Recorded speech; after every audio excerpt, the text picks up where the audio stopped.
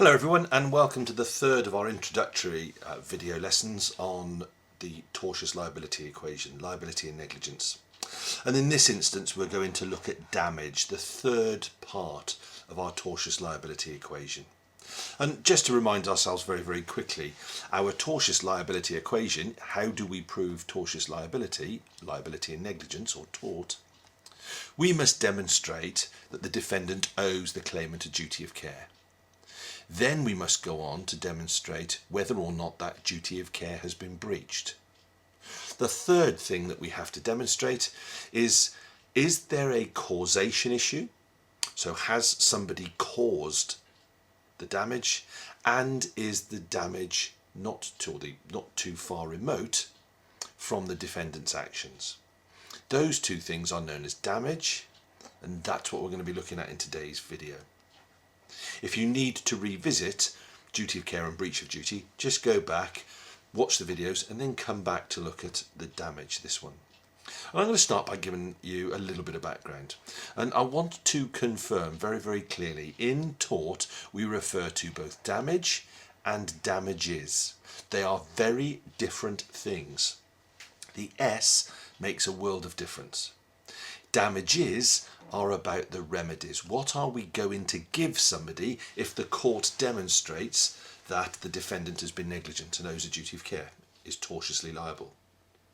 This effectively becomes things like money. It can be an injunction, but technically it's what you get. Damage is the issue of causation, both legal and factual. And it is damage that will be the focus of this video, not damages. We'll do damages later. So the S makes a difference. Please do not get them confused. Now, you know, in law we like our stage tests, and damage is no different. It's a two-part test to demonstrate whether or not the third part of our equation has been completed. The first is causation, known as causation. Did the defendant or somebody else cause the damage? And we refer to that as factual causation.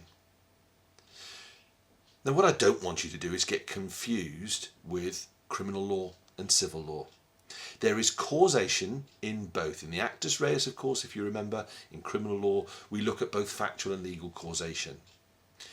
In tort, we will look at both factual and legal causation, but they are slightly different and they use different cases. So please don't get them confused, and please don't use criminal causation cases in tort or tort causation cases in criminal. Keep them separate. So the first stage is to demonstrate whether somebody, or whether the defendant or somebody else, caused the damage. That's factual causation. The second is to look at the remoteness of that damage. So is the loss that was suffered too far removed from the defendant's breach of duty as to be unforeseeable? And unforeseeability is our key word here.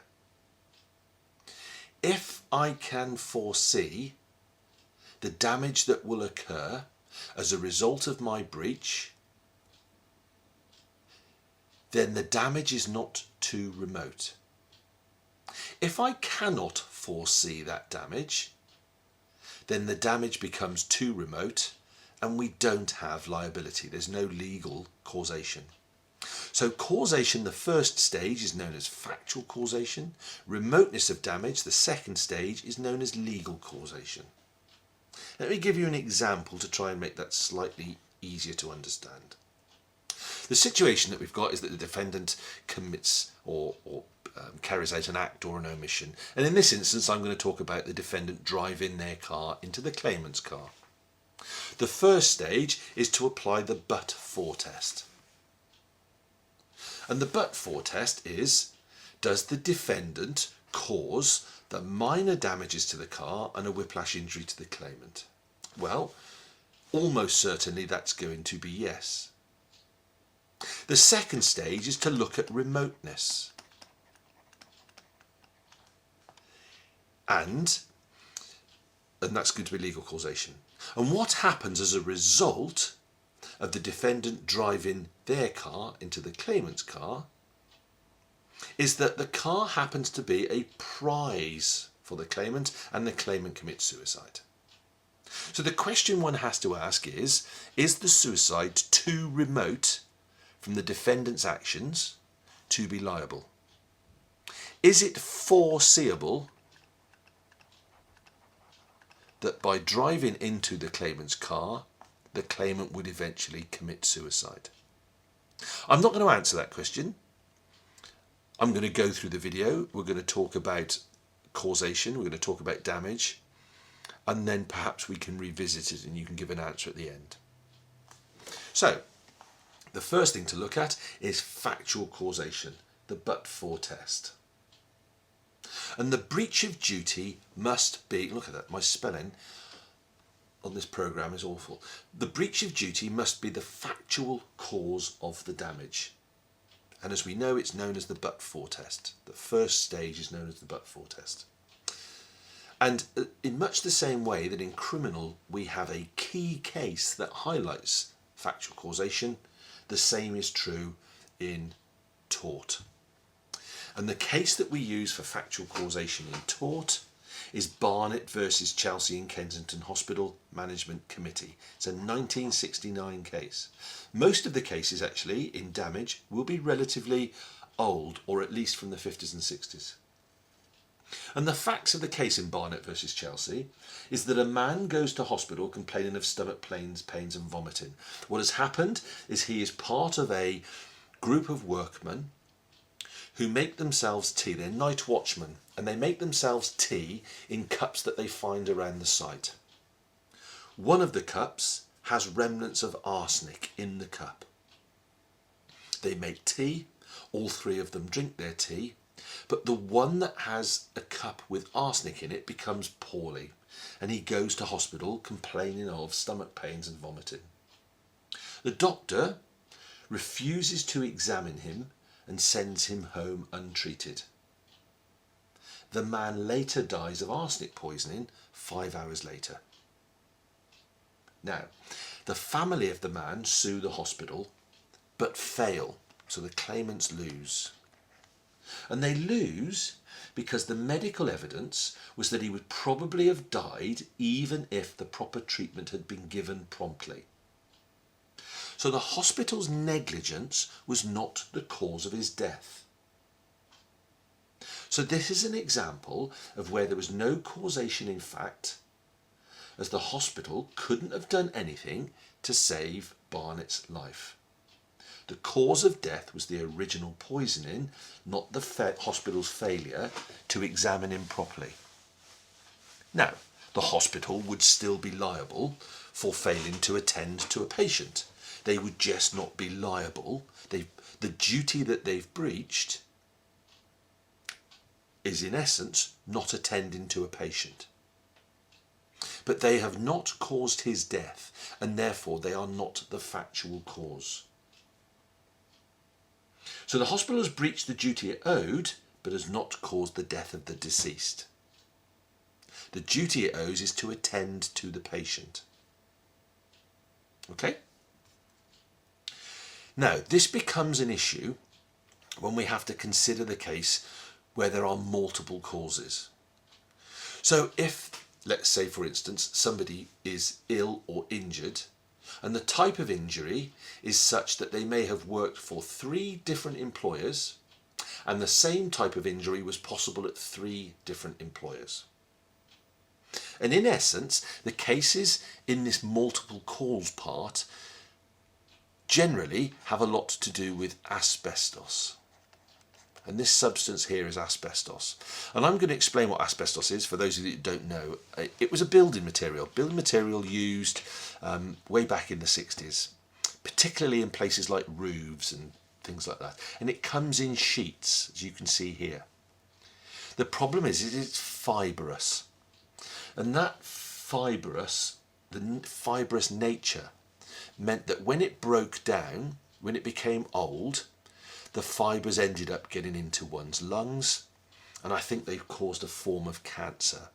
But in essence, a building material that was thought to be safe in the 60s has become something that is highly dangerous and highly toxic now. Now, all of these cases with multiple causes relate, that I'm going to talk to you about anyway, relate to asbestos to demonstrate. Imagine that somebody has worked for 3 places as an asbestos fitter, and then they become ill because of the asbestos. Which of the places are the cause? This is the problem that we've got. What is the issue? What do we do when we have possible multiple causes?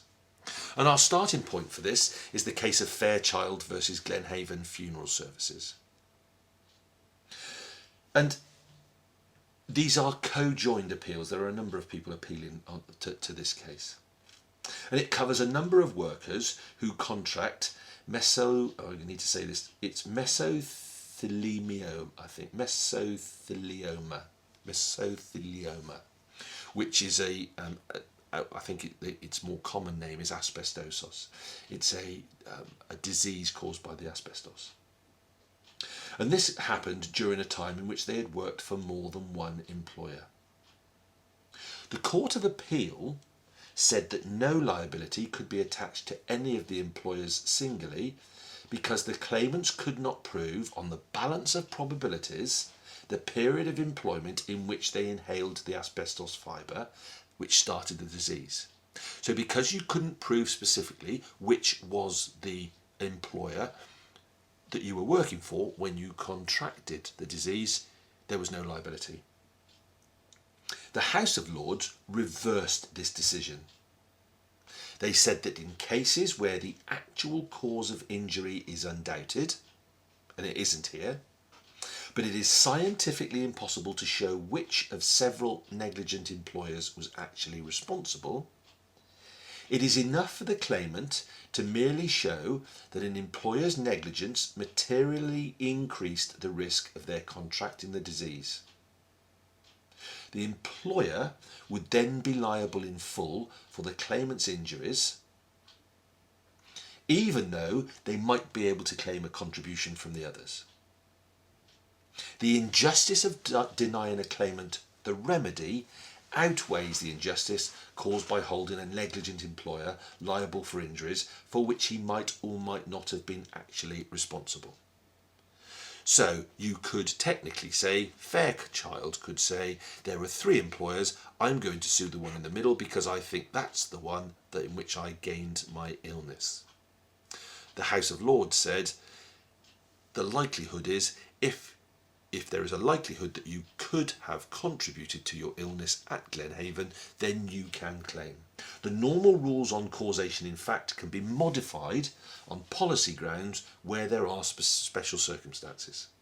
And here it is because it's impossible to prove when asbestos actually entered the system to cause illness. This decision is refined in Barker v Chorus.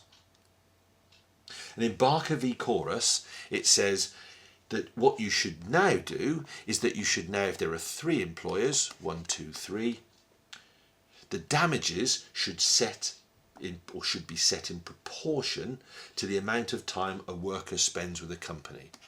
So this makes the claim proportionate. All of this, incidentally, is refined later, after Barker and Chorus, in the Compensation Act, which further covers it. So don't necessarily worry too much about the proportionality of the claim. The point is now, if you have multiple causes, Barker v Chorus says that you can sue each in proportion to the amount of time that you spent with that company. Okay? So, we need to talk briefly, whilst we're talking about factual causation, about novus actus. We know that novus actus, we know our novus actus from criminal law. Well, there's novus actus interveniens in tort law as well. It may break the chain of causation. And the same 3 elements exist. A third party may break the claim, may break the chain. The act of a claimant may break the chain, or an act of nature may break the chain. And we've already looked at some of these in Reeves versus MPC and Orange. If you remember, those were the two cases in which people that were admitted to police cells hung themselves. In Reeves, there was no novus actus interveniens. And the reason for that is because they knew Reeves was a suicide risk. So his suicide was not a completely new act which broke the chain. In Orange, however, they had no idea. And so Orange's actions, when he hung himself with his belt, was a completely new act which broke the chain. So we tend to see novus actus working a great deal, even when we're not looking for it. And the question that has to be asked is, was the resulting damage a foreseeable consequence of the original act? And the reasons that we do this is that the cases are based on a just result. It's about making the eventual outcome fair. And there are two cases we're going to look at to compare. So this is a versus. One is liability, one is not liability. In Smith versus Littlewoods, the defendants purchased a cinema with a view to demolishing it and replacing it with a supermarket. Not Tesco's, just a supermarket. I've just used a picture. They closed the cinema and employed contractors to make site investigations and do some preliminary work on foundations. But they left the cinema empty and unattended, but they locked it. It was very clearly locked. Vandals got into the empty building and started a fire in the cinema. The cinema fire spread, seriously damaging two adjoining properties. So we've got two adjoining properties here and here. The fire damages these properties. One of them had to be demolished. The court says that a reasonable person in the position of the defendants would not foresee that if he took no action to keep the premises fully secured, rather than just locked in the short time before the premises were demolished, they would be set on fire, and that would result in damage to the neighbouring properties. What the court is saying is, you've locked the premises, you can't foresee that somebody's going to break in, and then once broken in, you can't foresee that they're going to start a fire, and that fire is going to burn down the properties left and right. You've taken the precaution to lock the cinema. That should be sufficient. The damage to the buildings is not foreseeable in this instance. The defendants had not known of vandalism in the area or of previous attempts to start fires, so the events which occurred were not reasonably foreseeable, and therefore they owed no duty to the plaintiffs, the owners of the houses. The vandalism was a novus actus. Now, so in this case, claimants lost. If we compare that to core versus IPC vehicles, we can see a different outcome. A man is badly injured in an accident at work, and the employers admit liability for that accident. He becomes depressed, and 6 years, so we're talking about 6 years, after the accident, he commits suicide. His widow was awarded £85,000 for the original accident. Okay? But her claim for his death is rejected. She appeals to the Court of Appeal, and the Court of Appeal allow her appeal. So in this case, the complainant wins. They allow the original appeal, stating that the accident was the cause of the man's death. His mental state, whilst falling short of insanity, was such that his suicide was not the free, deliberate and informed act of a rational human being. It followed, therefore, that the suicide was not a novus actus breaking the chain. Now, all the judges did not agree on this case, but nevertheless sufficient agreed to allow the claimant to win the appeal. The original injury was the cause of death. So you've got two cases there to compare. So that's factual causation. We've looked at the but for, we've looked at multiple causes, and we've looked at novus actus. So let's take a look at remoteness of damage. And remoteness of damage is the final element required in establishing negligence. And the final element is the extent of the damage suffered by the claimant too remote? How much of the claimant's loss, should the defendant be responsible? The defendant is liable for damage only if it is the foreseeable consequence of the breach of duty. The case that we use here are one of the most famous cases in tort law. Known as the Wagon Mound, its full name is Overseas Tank Ship versus Mort's Dock, the Wagon Mound, number 1, in this case 1961.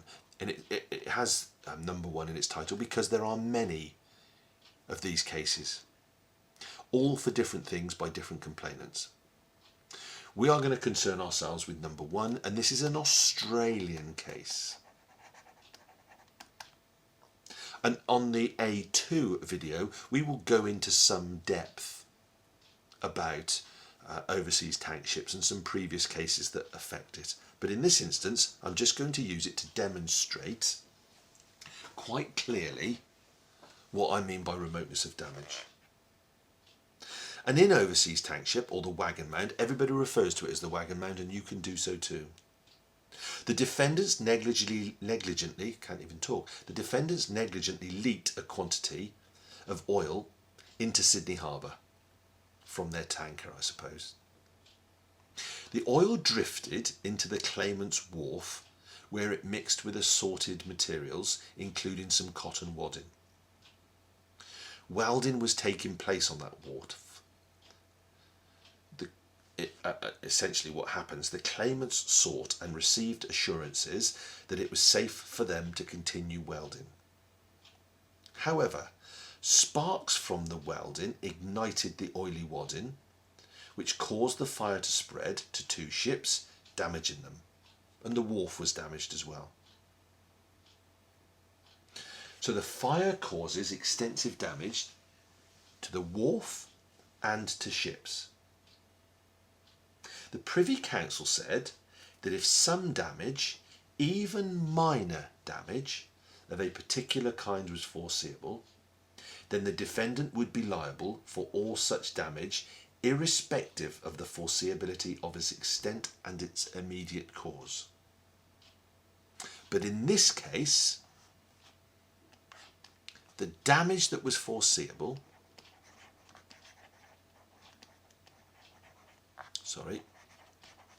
was pollution. Because pollution was the damage that should have been foreseen by the oil spill, not fire, the claim is not allowed. Because here the evidence was that the risk of fire could not have been foreseen, only the risk of pollutions, the ship owners were not liable. If, however, any form of fire type proper physical damage could have been foreseen, the extent of the damage didn't matter. Providing the oil could be foreseen to carry out some damage, then the extent of the damage is irrelevant. They would have been liable. But because the damage that was foreseeable was pollution, not fire, the damage was seen to be too remote. So as long as the type of damage is foreseeable, it does not matter what form that takes, no matter how unusual it is. I hope I've explained that clearly enough. In Wagon Mound number 1, the ship owners are not liable because they cannot foresee the fire that results. What they could foresee is pollution, and it is the fire that has caused the damage. So let's just take a look at that with some other cases. Let's develop it. And I'll start by making the point again. The kind of damage only must be foreseeable. So as long as the type of damage is foreseeable, it does not matter that the form it takes is unusual.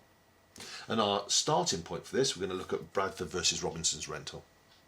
And Bradford versus Robinson's rental is a case in which the plaintiff was instructed by his employer to take an old van from Exeter to Bedford. It's about 250 miles. And he does so in January.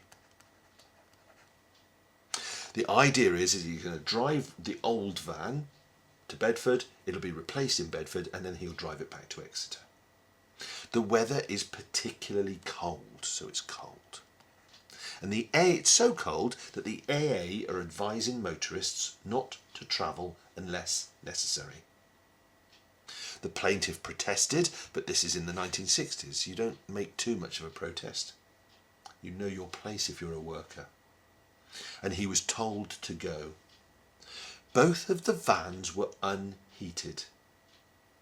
He had to drive with the window open, and he had to do that in order to keep the windscreen clear. And on several occasions he had to get out to remove snowdrifts or top up a faulty radiator. The plaintiff suffers frostbite, and that's what that is, frostbite. It is completely foreseeable that given the fact that you are driving in January in a van that has to have the windows open, that you have to get out to clear snowdrifts, that you have to top up with a radiator, it is foreseeable that some cold injury might occur.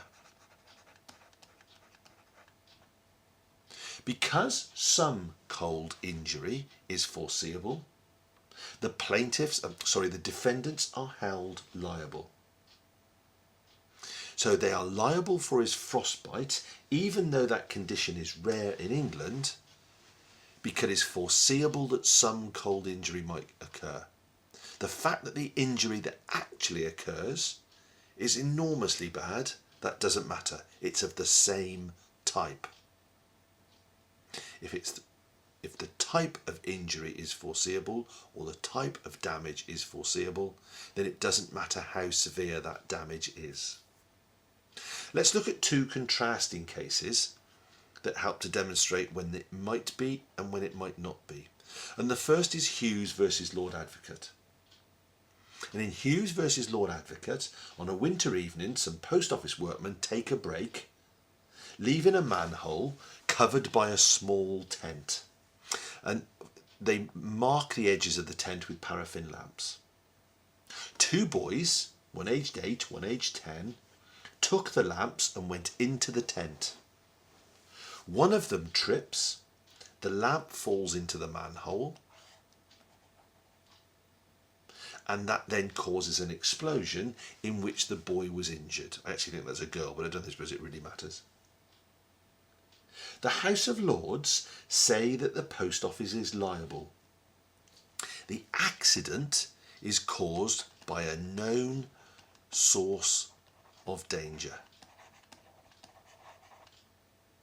And therefore, even though the way in which that happened was unexpected, it was still foreseeable. Because you know that danger exists, it is foreseeable that some of that danger might end up in an accident, even though that accident is unexpected. Let's now compare that with Doughty versus Turner Manufacturing. And in Doughty, a workman was burned when another worker knocked a cement block into a cauldron of molten liquid. Even though the block, which I think contained some form of asbestos, even though the block slid gently into the liquid, what was contained in the block caused a chemical reaction, and that chemical reaction causes a violent eruption a minute or so later. The trial judge, the first judge, found as a fact that the state of scientific knowledge was such that the chemical reaction could not have been foreseen. But the defendants knew that knocking things into the liquid might cause a dangerous splash, so he awarded some damages. The Court of Appeal allowed the defendant's full appeal, and it distinguished it from Hughes above. The Court of Appeal said the accident was of a wholly different nature.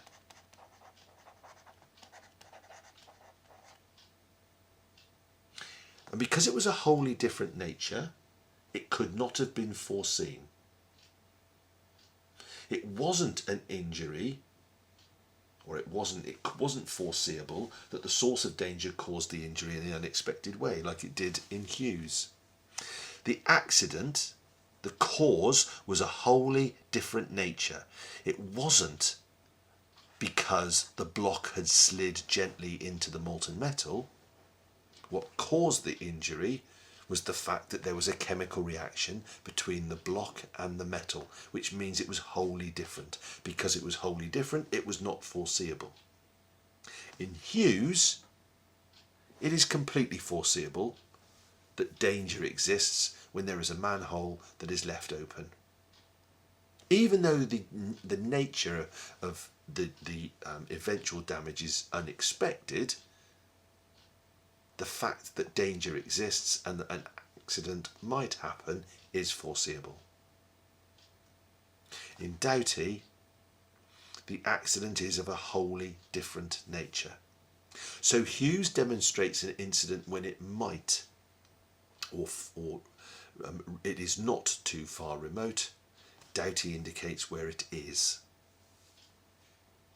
We do need to touch on very quickly the idea of take your victim, thin skull, still exists in tort. Similar concept as in criminal law. Liability is not extinguished in negligence or lessened because the claimant has a pre-existing condition that makes their injury worse.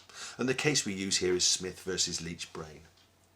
And in Smith versus Leach Brain, a workman is slightly splashed by molten metal through his employer's negligence, and he suffers a small burn on his face. The burn aggravated a pre-existing cancerous condition and the man dies. His widow sued the employer.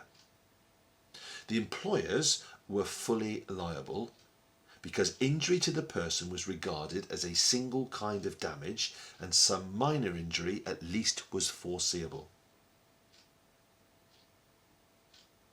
The tortfeasor takes his victim as he finds him, and the decision in the wagon mound did not override this principle. Accordingly, since the type of injury which the workman suffered was reasonably foreseeable, the splash of metal, the defendants were liable for the damages claimed, even though they could not have reasonably foreseen the ultimate consequences of the cancer. So your defendant has to take your victim as they find him, and in this instance, the claimant wins. Now, the final case I just want to talk about very, very quickly is that of Gabriel versus Kirklees. And what that does is it's a recent example. It's 2004, but it's a recent example of the sorts of way in which judges construct the remoteness argument. And in Gabriel versus Kirklees, a child ends up having his eye damaged by mud. Essentially, children break into or find themselves in a building site and they end up throwing mud around and one of them gets mud in his eye. And the judge said that there was a 4-stage test that he applied by considering whether or not remoteness existed.